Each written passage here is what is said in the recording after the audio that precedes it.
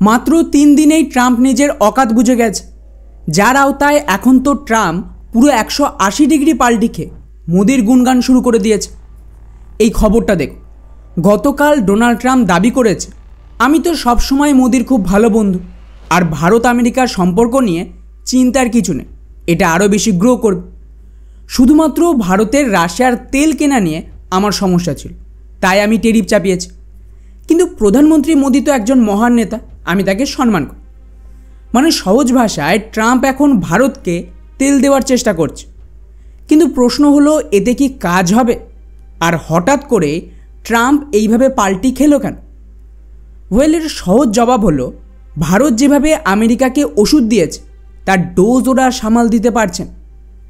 Recently Trump একটা post করে, যেখানে প্রধানমন্ত্রী মোদি, পুতিন আর শি জিনপিংয়ের ছবি পোস্ট করে দাবি করে যে আমরা মনে হচ্ছে ভারতকে হারিয়ে ফেলেছি চীনের কাছে।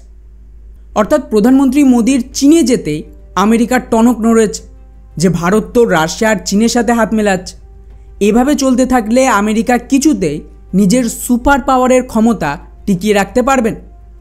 আর শুধু তাই নয়, এই মুহূর্তে দাঁড়িয়ে গোটা আমেরিকা এবং ইউরোপের অ্যানালিস্ট থেকে শুরু করে মিডিয়া হোক বা পলিটিশিয়ান, প্রত্যেকেই কিন্তু ট্রাম্পের বিরুদ্ধে চলে গেছে ভারতের বিষয়টা নিয়ে। উদাহরণ হিসেবে রিসেন্টলি ফিনল্যান্ডের সরকার তো খোলাখুলিভাবে ট্রাম্পকে হুঁশিয়ারি দিয়েছিল, ট্রাম্প ভারতের সাথে যেভাবে সম্পর্ক নষ্ট করছে, স্পেশালি প্রাইম মিনিস্টার মোদিকে টার্গেট করছে, তাতে কিন্তু আমরাই বিপদে পড়ব।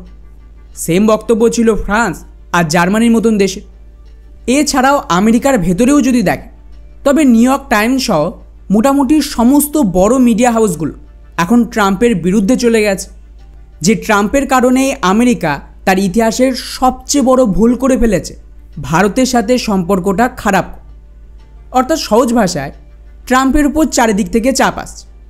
কারণ আপনি মানুন বা নাই মানুন, আজকের দিনে ভারত কতটা শক্তিশালী হয়ে উঠেছে তার গুরুত্ব আমরা ভারতীয়রা এখনও বুঝে উঠতে পারিনি, কিন্তু বাকি বিশ্ব সেটা ভালোভাবেই জানে। যাই হোক, এরপরেও ট্রাম্প থামেন।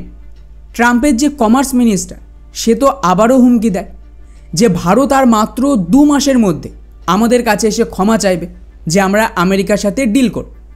কিন্তু উল্টে ভারত কি করে? গতকালই আমাদের বিদেশ মন্ত্রণালয় সাফ জানিয়ে দিয়েছে, আমরা তো রাশিয়ার তেল কিনবই, তাতে আমেরিকা যদি স্যাংশন চাপায় তা চাপাক, আমাদের কিছু করেন। মানে সিগন্যাল স্পষ্ট যে আমাদের ঝোঁকানো যাবে। আর শুধু তাই না, ওদিকে ভারতের সবচেয়ে বড় ব্রহ্মাস্ত্র ছিল জিএসটির নতুন নিয়ম, যার আওতায় ভারতের পুরো গরিববর্গ, মধ্যবিত্ত সহ মেজরিটি জনগণের জন্য সমস্ত প্রয়োজনীয় দৈনন্দিন দ্রব্যের যে জিএসটি ট্যাক্স নেওয়া হতো, সেটা হয় একেবারেই 0 করে দিয়েছে, অথবা কমিয়ে 5% আর কিছু কিছু পণ্য 18% করা হয়েছে। কেবলমাত্র নেশাগ্রস্ত জিনিস এবং খুবই দামি পণ্য 40% করা হয়েছে।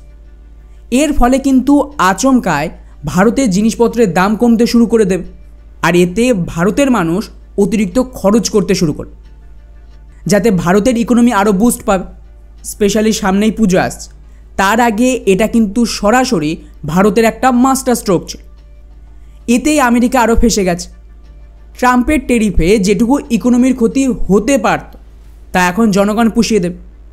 উল্টে ভারতের এই এত বড় মার্কেট আরও গুরুত্বপূর্ণ হয়ে গেল গোটা বিশ্বের জন্য। এমন অবস্থায় যদি ট্রাম্প ভারতের সাথে চুক্তি না করে, তবে লস কার হবে?